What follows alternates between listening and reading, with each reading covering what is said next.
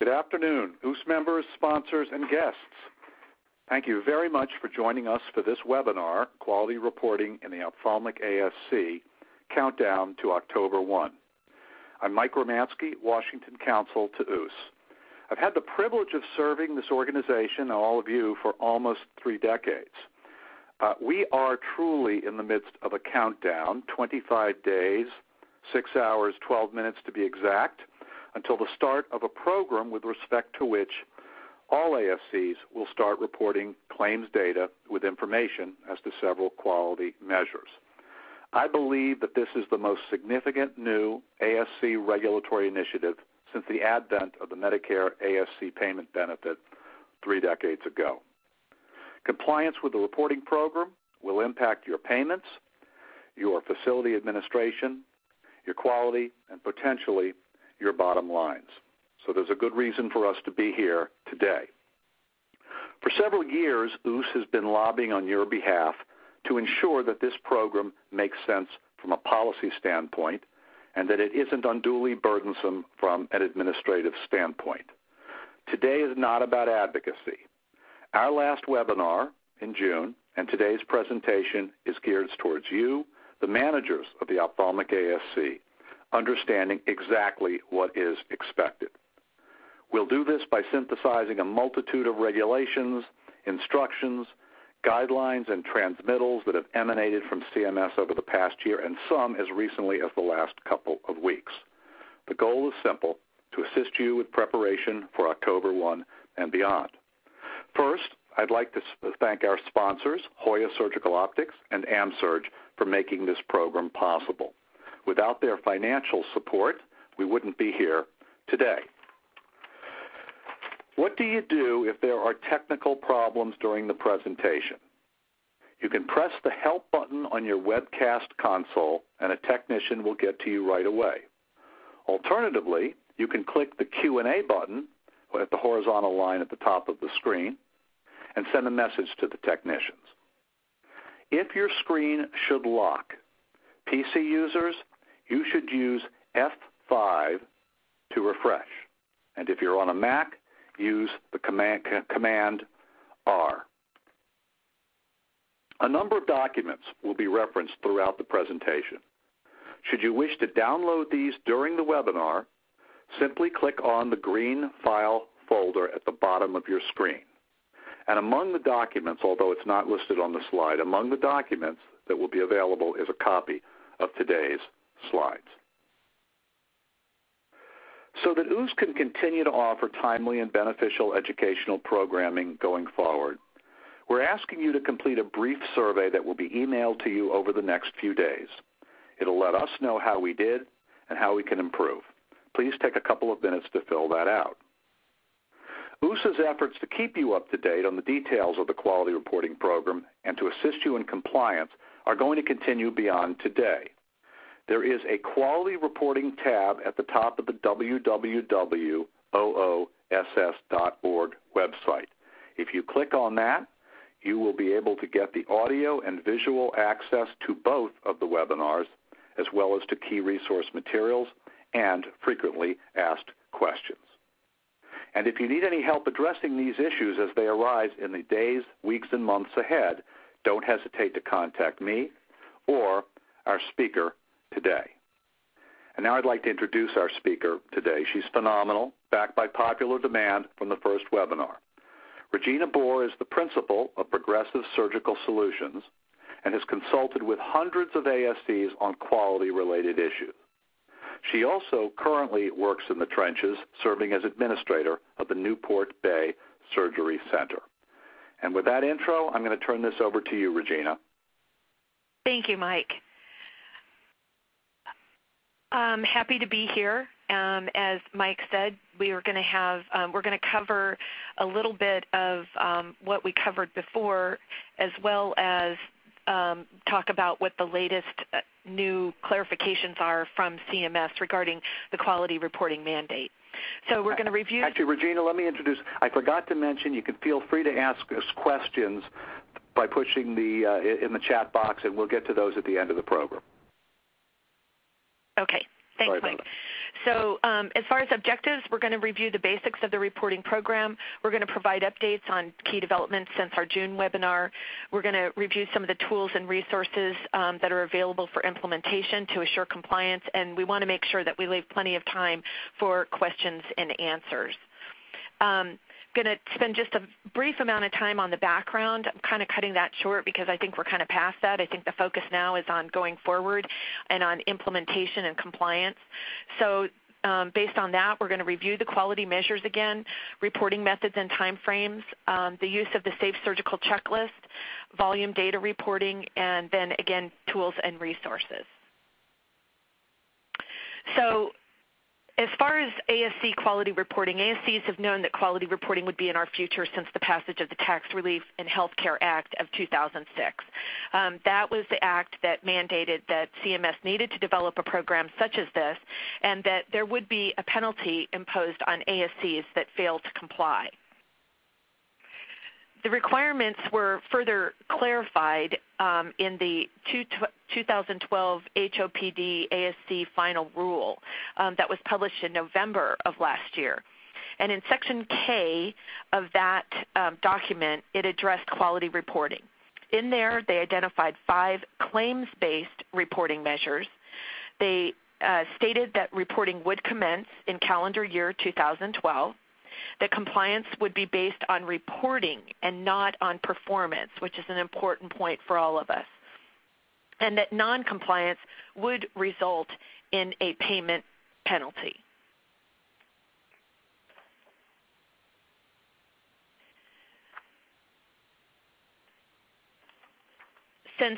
So ASC is participating in the Medicare program as of January 1st of this year are obligated to commence reporting on October 1st of this year. As we stated, there are 5 quality measures. These are process or outcome measures, and we're going to discuss those in more detail. These measures have all been recommended by the ASC Quality Collaboration and approved by the National Quality Forum. And this document also stated that additional measures would be added in subsequent years, and we'll talk just a little bit about those in this webinar as well.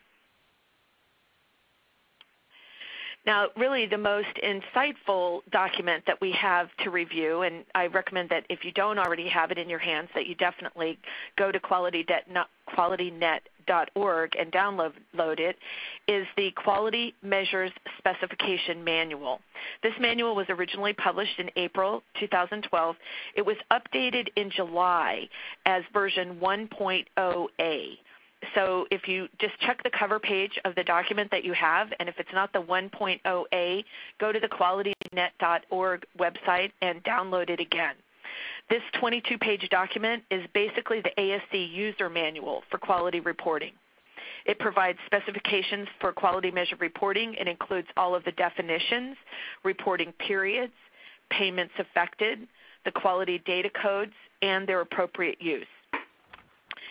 ASCs are required to designate a Quality Net administrator to serve as the point of contact between the facility and the site, and we'll talk a little bit more about that later.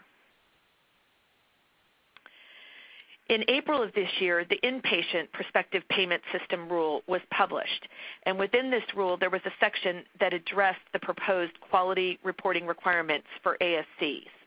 The final rule was published again in July with little change but some clarifications on what had previously been published. The proposed rule in April provided specifics. It defined the threshold for compliance at 50%. This means that 50% of all Medicare claims submitted during the reporting period must include the quality data codes to be compliant with the reporting requirement. Failure to meet this threshold will result in a 2% payment penalty for calendar year 2014 payments. It also clarified that at the current time, CMS has no plans to validate the information reported through this claims reporting mechanism.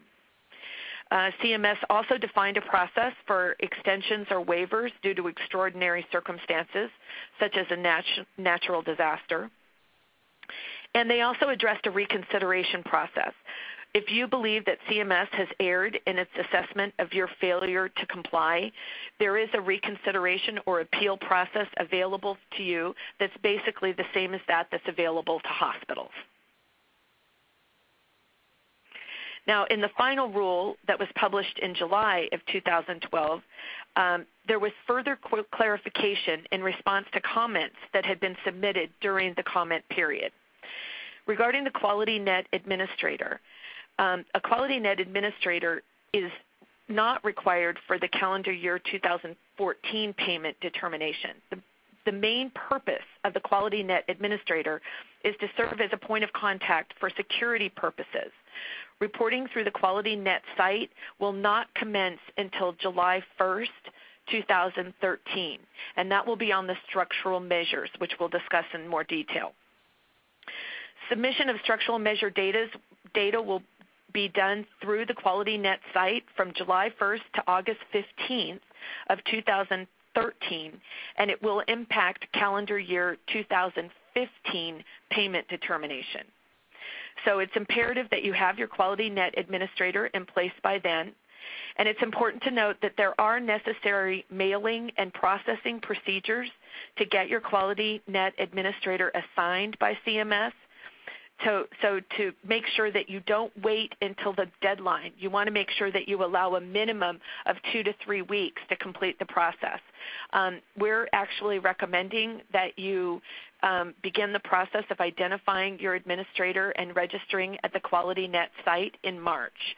But regardless, you need to make sure that you have everything in place that you need to be able to report during that reporting window from July 1st to August 15th of 2013.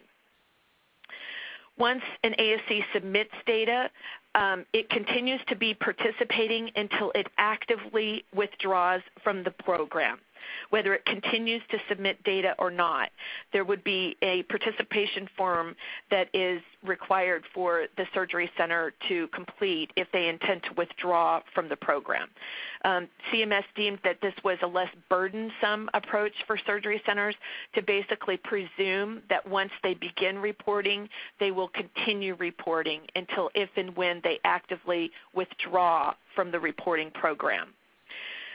The withdrawal form will be available at the Quality Net website starting in July 2013. The ASC will indicate the initial payment determination year to which the withdrawal applies. And in withdrawing, the ASC will incur a 2% reduction in its annual payment update for that payment determination year and any subsequent payment determination years in which it is withdrawn from the program. It is proposed that ASCs have up until August 31st, 2013 to withdraw for calendar year 2014 payment determination and until August 31st, 2014 for calendar year 2015 payment determination. The industry, as an industry, a surgery center industry, we were obviously very interested in how CMS is going to be using our quality data for public reporting. And there were many comments submitted to CMS requesting more information on this. In the final rule, basically, all CMS would say is that that issue will be addressed in future rule making. So there was no further clarification regarding public reporting. They did reassert that the reporting period from October 1st to December 31st of 2012 is for all of your Medicare primary claims. We will begin reporting on Medicare primary and secondary claims starting January 1st, 2013. There was some more elaboration and information regarding the details of the extension or waiver procedures for extraordinary circumstances in the final rule, and they also provided more detail regarding the reconsideration procedures. So that information, since that applies to an exceptional situation, we're not going to spend a lot of time on that, but that information is available in the final rule. So in summary, Beginning, as Mike said, in 25 days, we are obligated to report on Medicare primary claims between October 1st and December 31st, 2012. This will impact our calendar year 2014 payment determination, and it's based on claims reported during that window, 10/1 to 12/31, 2012, and paid by April 30, 2013. There are 5 quality measures we're going to be reporting on that are claims-based reporting measures. Those are 4 outcome and 1 process, which we'll talk about in more detail. Again, the reporting sample during this 3-month window is Medicare primary beneficiaries. The reporting method is G codes or quality data codes, QDC codes, on the CMS 1500. And we'll talk about that in more detail. And then again, calendar year 2014 payments are affected, and if we fail to report at the 50% compliance threshold, it will result in a 2% reduction of your calendar year 2014 payment determination. So that's sort of just the overview and the summary. So now let's drill down into the specific quality measures. As I said, there are 4 outcome measures and 1 process measure. The outcome measures include patient burn, patient fall, a never event, which is a wrong site, wrong side, wrong patient, wrong procedure, or wrong implant, and hospital transfer or admission. The CMS so basically these are exceptions that would occur in your surgery center. There are specific codes related to each of these 4 outcome measures.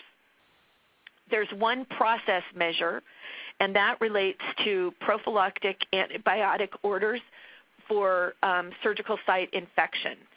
There's been a lot of discussion about this. Early on, there was some question as to whether ophthalmic surgery centers or surgery centers that don't typically order prophylactic antibiotic for surgical site infection, if there might be an opportunity for us to be exempted from reporting on this measure. That dialogue at this point anyway has been exhausted, and CMS has asserted that there will be no exceptions. So ophthalmic surgery centers, GI surgery centers, all surgery centers are obligated to meet the same reporting requirements. So let's talk about these in a little more detail.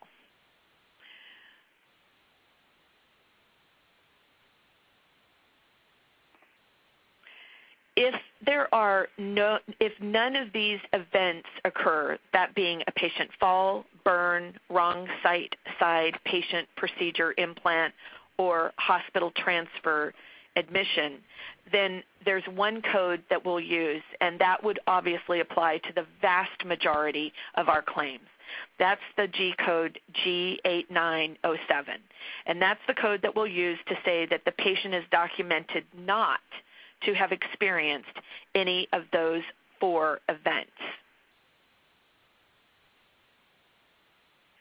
If the patient does experience any of the events, there is a code that for instance, in this case, patient burn, G8916. The patient is documented to have received a burn prior to discharge. There's another code if the patient documented not to have received a burn, and then that G8907 if none of the events occurred, none of those 4 events. So there basically is this structure related to each of the 4 quality measures. There's a code for in the affirmative if it did occur, a code to negatively say it did not occur, and then there's that code, that catch-all code, if none of the 4 of those outcomes occurred. So it's the same, as you can see, for patient fall, the same for the never events, wrong site, wrong side, wrong patient, wrong procedure, wrong implant, and then the similar structure for hospital transfer admission. In this case, you can see hospital transfer admission as the patient is documented to have experienced a transfer or admission upon discharge from the ASC. So that means that the patient went directly from the surgery center to the hospital. Regarding the prophylactic antibiotic timing order, there are actually 4 codes. Well, actually 3 codes related to that, and then there's the G code that we would use to address the other 4 measures if they did not occur. So for prophylactic antibiotic timing, there's a code to use if, in fact, IV antibiotic for SSI was ordered and initiated on time. There's a code to use if it was ordered and was not initiated on time. And then there's a code which most of us will be using the majority of the time, and that is a patient without a preoperative order for IV antibiotic surgical site infection prophylaxis.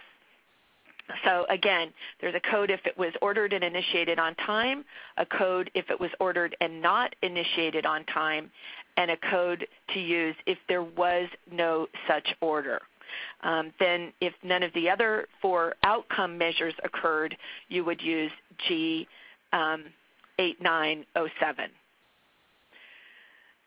So the bottom line is, come October 1, for the vast majority of the time, it's either going to be 2 or 5.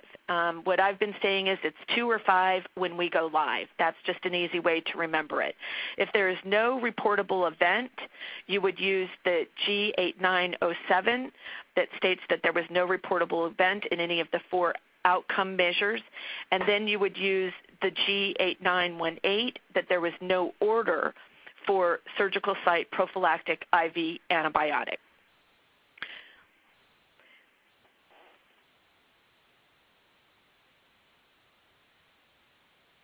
If there is a reportable event, then you would have to use you would end up with 5 codes, because you would use the affirmative code for the event that occurred, be it a fall, a burn, a transfer, or a never event. And then you would have to use the negative code, the fact that it did not occur, for the other 3 outcome measures, and then also a code for the process measure of antibiotic timing. So you're either going to have 2 codes in your claim form, or you're going to have 5 G codes, as well as your procedure code, of course, that you're billing for the procedure. The G code is entered as another line item in box 24D. That's where you would also have your CPT codes. In the charge field for the G code, it should be a 0. We're advised not to use decimals or dollar signs, but just to forewarn you that some clearinghouses will not accept claims that have a 0 charge on a line item. So we suggest that you definitely, if you have not already, that you take advantage of this time prior to October 1 to validate the fact that your clearinghouse, that your claims will go through with a 0 charge. If you cannot use 0, use a nominal amount like 1 cent, and you just need to know that that nominal amount assigned to the quality data code will not be paid by CMS. Now, you'll be able to see when you get your RA back from your carrier that whether or not that if you submitted a G code with a 0 balance, if in fact it went through. So if you have not taken advantage of the opportunity to try to test this out, it's a good idea to run that through before October 1st. We only submit quality data codes for billable claims.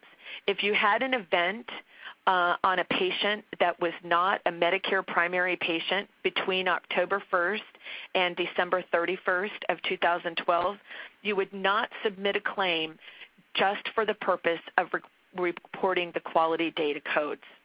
It is only on billable claims, and during this first 3-month window, it is only for Medicare primary patients. The question has come up, if you submit a claim that is denied or rejected, when you resubmit, do you also resubmit again with the quality data codes? The answer is yes. If you submitted them properly the first time, but for whatever reason, based on the CPT code, your claim was denied, when you resubmit again using the appropriate quality data codes.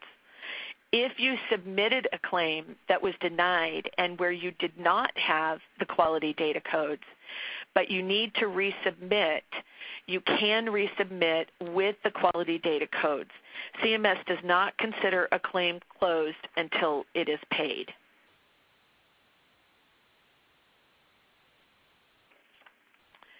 This slide summarizes the 2012 quality measure reporting requirements.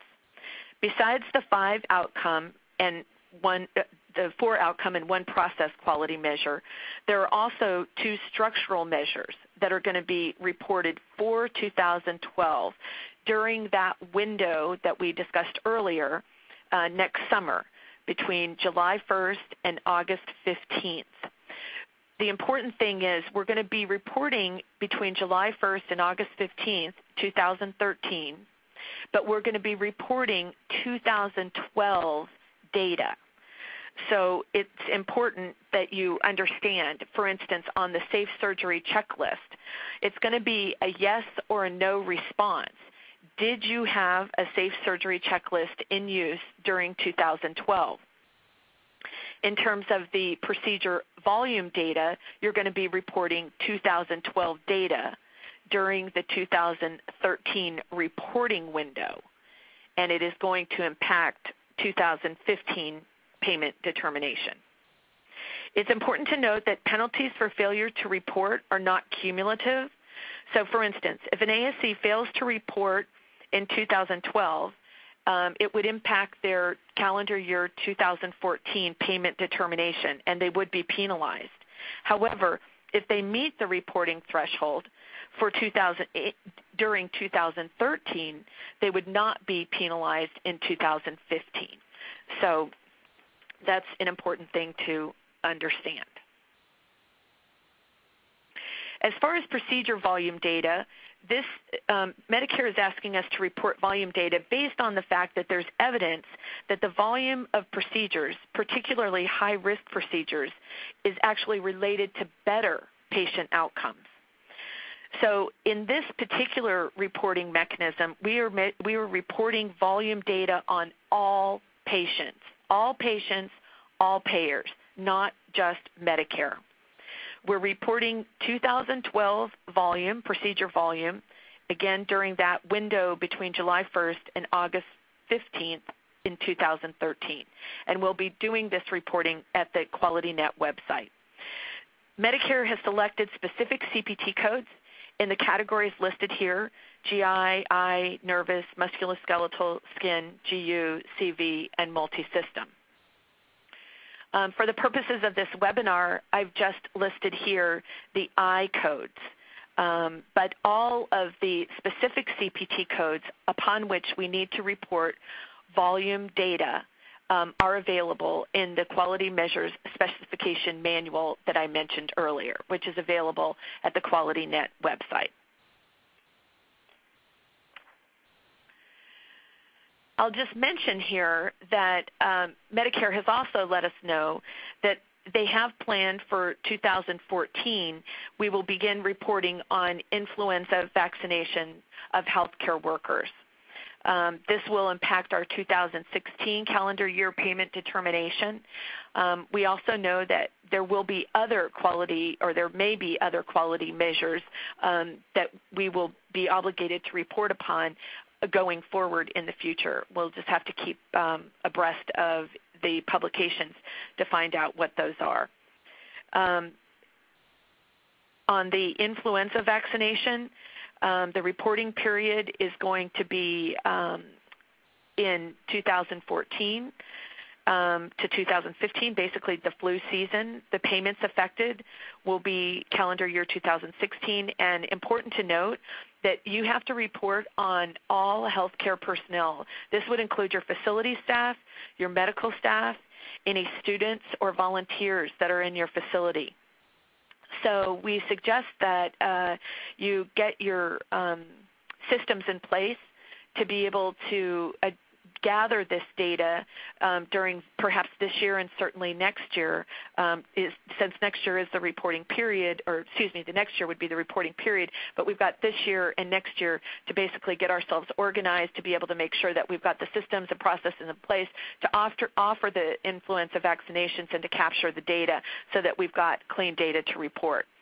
Reporting for this particular quality measure is going to be through the CDC website at the National Health Safety Network page, and that web address is there on the slide. Now we're going to discuss some tools and resources to assist you with your compliance efforts regarding this new mandate. Again, as Mike stated, these tools are available if you go to the green folder icon at the bottom of your web page. You can download them there. Education is going to be critical. I assume that many of you have already started educating your staff, but it's critical that your staff understand the new requirement and their specific role in it. You need to inform both your facility, your medical staff, and your governing body. You're welcome to download these slides and adapt them to your facility if they could be useful to you in your education efforts. Your training needs to definitely include why, what, and who.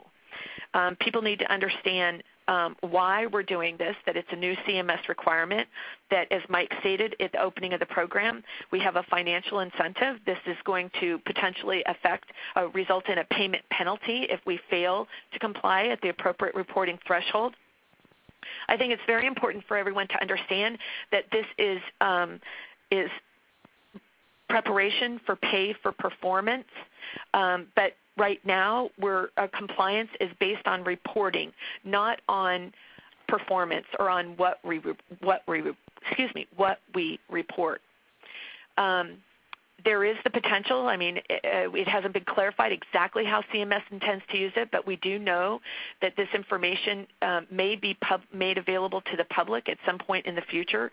We don't know exactly how that's going to look, but we have to prepare for the fact that our data may be available to our patient population or our market and the general public in some way in the future. So obviously it's important for that reason. And ultimately, the measures upon which we're reporting are all related back to patient safety. The time frame for reporting has been reviewed in this program and again is available in very specific detail in the Quality Measure Specification Manual, and everyone needs to understand that. And everyone needs to understand their specific role in gathering and reporting the documentation within your facility based on your particular organizational structure. Definitely recommend considering a trial run, getting your systems in place now and not waiting until October 1st if you haven't already done so. Regarding the submission to the QualityNet website and the NHSN website, these are two online portals through which we'll be submitting data regarding structural measures, the safe surgery checklist, and the procedural volume. The QualityNet site is not fully functional for ASCs yet. There is an ASC tab there. It's expected to be fully functional for us in January of 2013. As we discussed, you need to have your QualityNet administrator identified and registered at the website. Be sure not to wait too long. There is at least a 2-week period required for the necessary mailing and processing procedures to get the QualityNet administrator assigned by CMS. We recommend that you monitor the QualityNet site on a regular basis for information and updates. And if you haven't already done so, be sure to download the Quality Measures Specification Manual that's available for download there. And again, it's version 1.0A. The National Healthcare Safety Network at the CDC website is where we will report the influenza immunization measure beginning in 2014.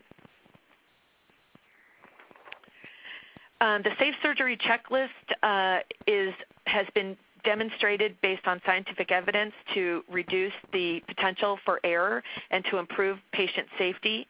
It basically expands the timeout or the universal protocol that we've been using for years. You're not required to have used a safe surgery checklist on every patient to report yes on this measure. The question is just, was a safe surgery checklist used at any time during 2012? yes or no. And again, that's what you'll be reporting next July through August 15th.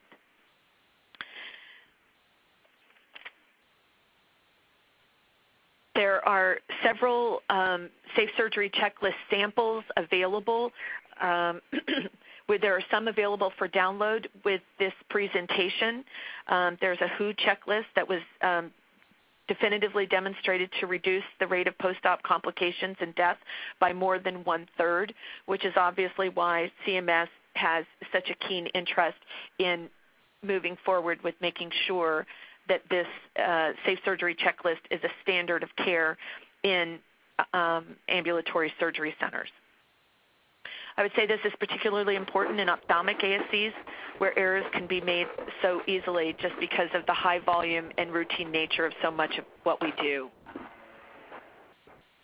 The mandatory the mandatory components of the safe surgery checklist are prior to administration of anesthesia or sedation, prior to the incision or start of the procedure, or if you are giving a block, that also would be extended to prior to the block, and then prior to the patient leaving the OR or procedure room. The intent of the use of a safe surgery checklist is to improve and expand communication between the caregivers involved in the surgical encounter. There isn't a specific mandated form. There are numerous samples we discussed that are available and that you can adapt for your specific purposes in your facility. You may have a written checklist on each chart. You may have a template checklist that's posted, either laminated or on a grease board in the OR and procedure room to which everyone references as a matter of routine. It may be integrated into your EMR as long as the required documentation prompts the verbal communication. That's the important thing. It's intended to expand the verbal communication. So there are a number of approaches or ways that you can implement a safe surgical checklist in your facility. You definitely have latitude, and there are numerous examples that you can use. This is the WHO sample cataract safe surgery checklist. It was actually based on the WHO model, but it's been adapted for cataract surgery. This one specifically was adapted by a hospital, so it may not suit your needs perfectly, but it's one to consider when you're determining what works for your facility.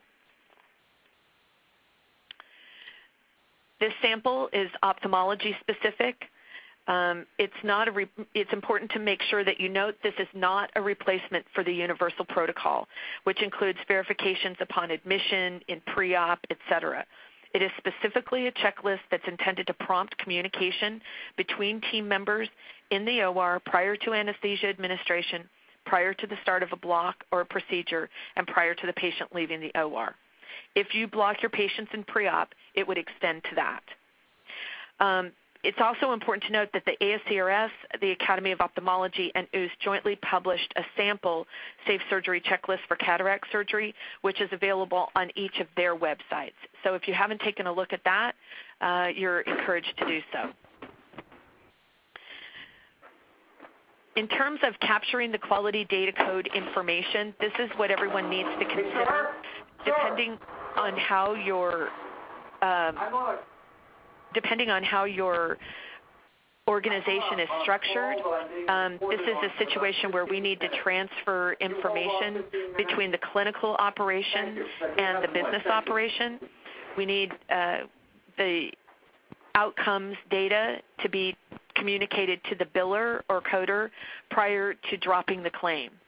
So if it's something that you can capture in your EMR and that will satisfy the requirement of transmitting that information between the clinical ops and the business ops, then that's great. If you want to consider a data information sheet that's attached to each chart that follows the patient through their stay to transmit the clinical information to the coder or biller, that's another option, and we're going to give you an example of that here. The other possibility is, depending on the size of your facility, you may want to just report by exception. If you have a good, consistent staff and you have an excellent process in place, obviously each of the 4 outcome measures would be an exception that would be captured in your incident reporting risk management system. So that may be another way that you want to consider transmitting this information between the clinical and the business operation. This is an example of a data collection sheet that would follow the patient through their encounter.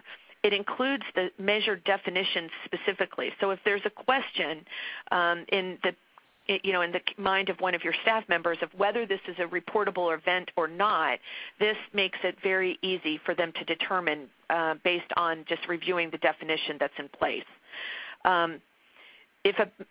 For instance, if a patient falls in the parking lot, it's not a reportable event because that measure only applies to falls that occur within the ASC.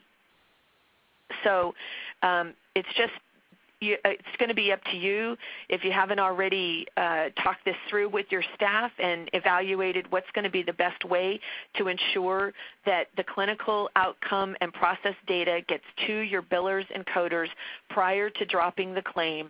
That's something that you need to take a really close look at quickly, so that you're locked and loaded for October 1.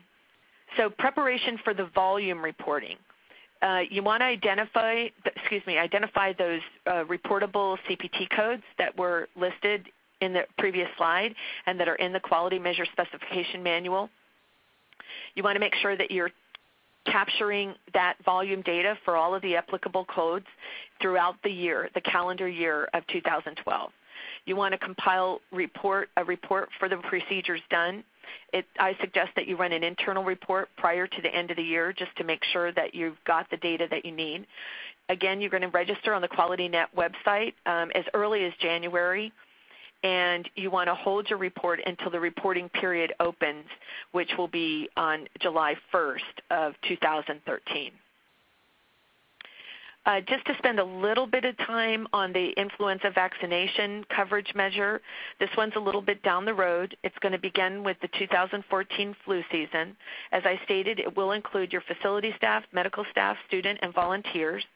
And so you're encouraged to begin tracking 2012 and 2013 before the mandatory reporting requirement.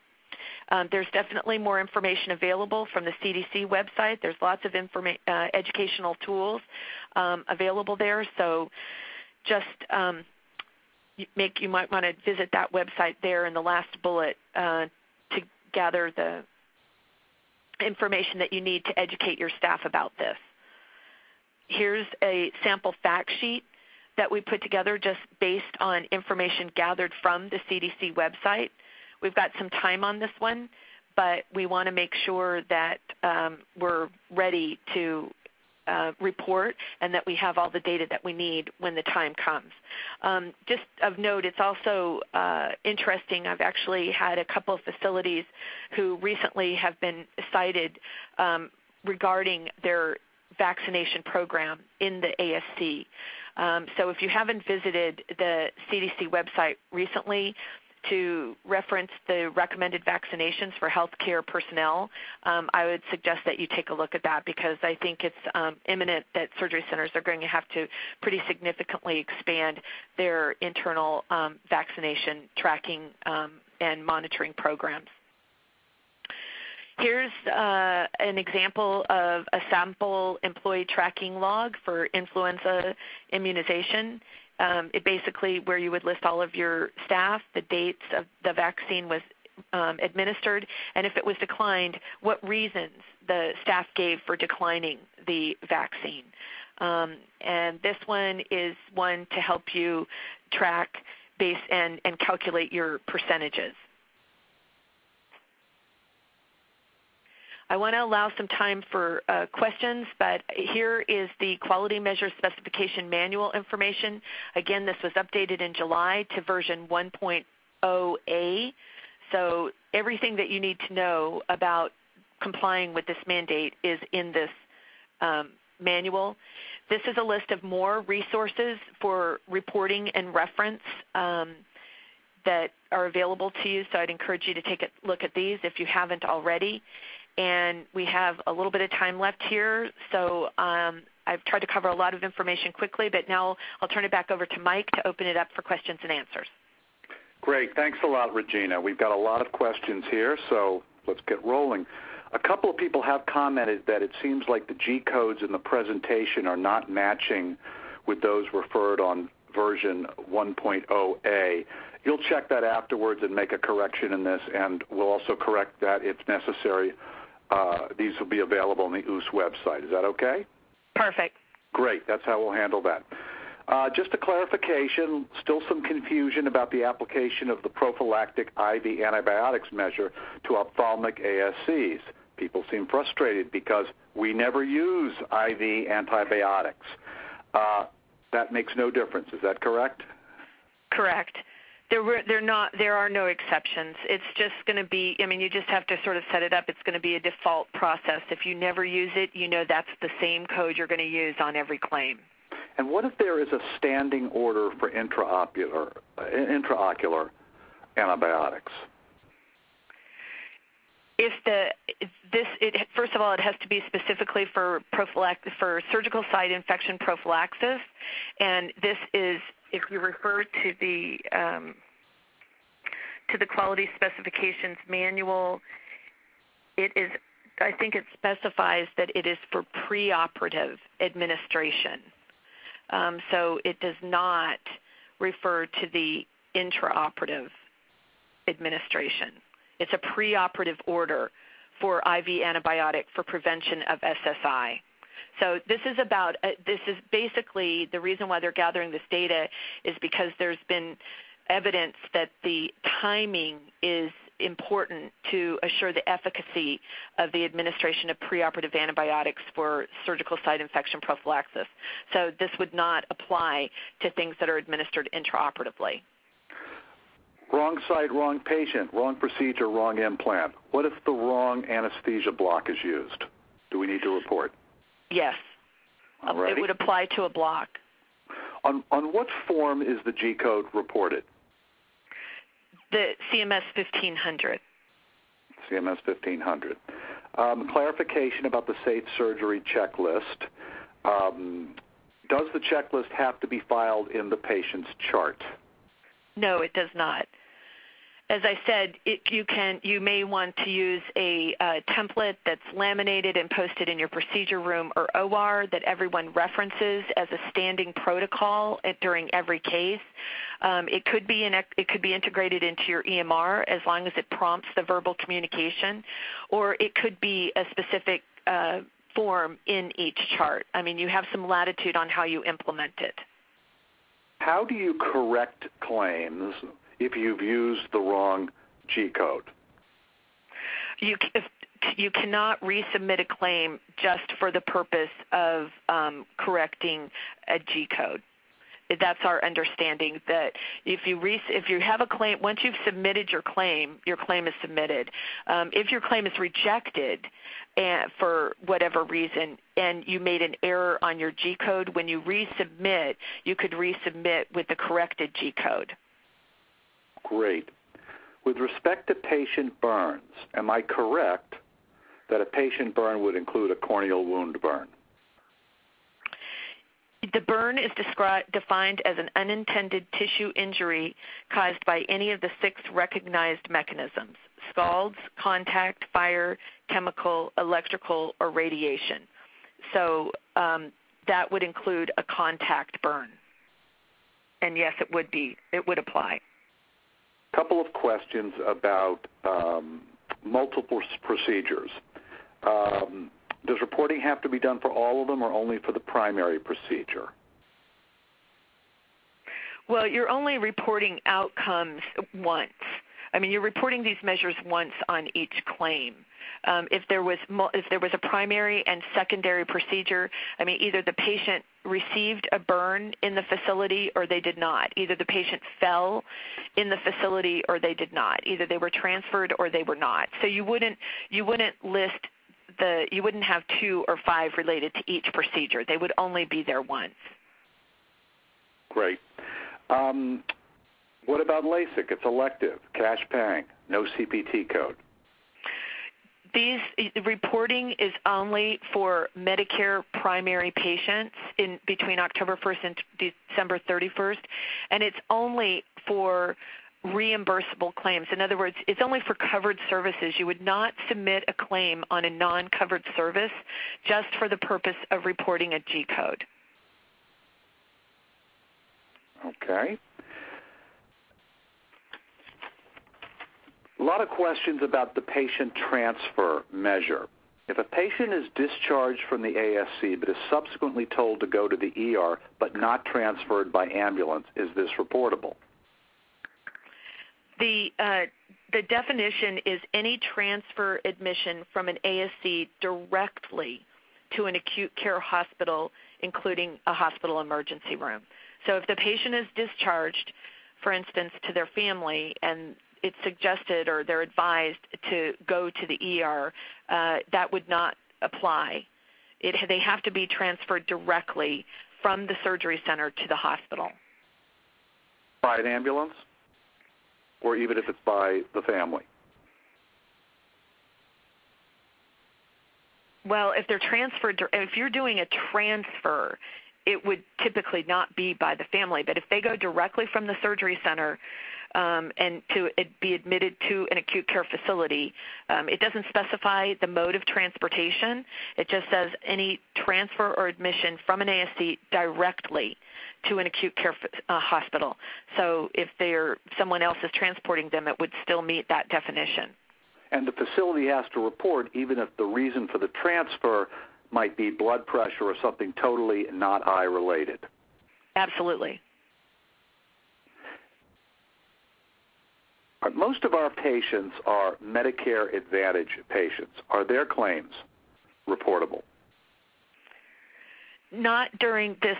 If they're Medicare primary, then they are reportable during the first October 1 to 12/31 window, and then anything that's primary or secondary would be reportable starting January 1st. Thank you. You mentioned not putting a zero charge down. What should we put?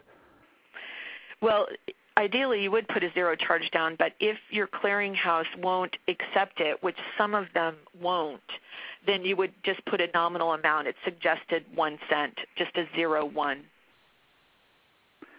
And just to clarify, with respect to the safe surgery checklist, unlike several months ago when the proposed rule came out, is it correct that one can check off, certify that they have used one, even if it's been only for part of the year 2012? That is correct. The question is, was a safe surgery checklist in use at any time during 2012? At any yes time or no? Okay. We are an office-based surgery center. Regarding the flu vaccine, although it's premature perhaps to query this, will the reporting only be related to the ASC staff and not the clinic staff? Yes. This is ASC reporting for CMS. Yeah, definitely. I mean, unless if you have clinic staff that works in the surgery center, but at that point they're considered surgery center staff. So you would be reporting on any staff that was functioning and working in the surgery center. Great. With respect to the comprehensive surgical checklists, is it appropriate to have one for laser procedures and one for surgical procedures like cataract? If that works better for you in your facility, you do need to use one for all procedures.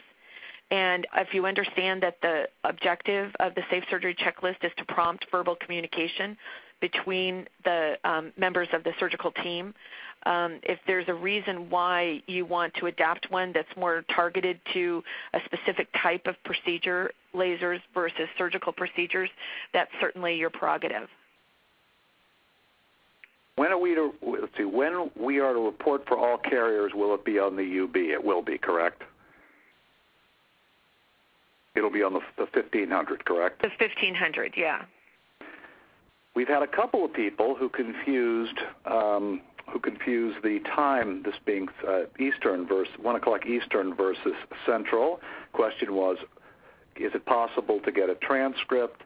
There won't be a transcript, but the entire audio and visual for both the June presentation and this webinar will be available on the OOS website.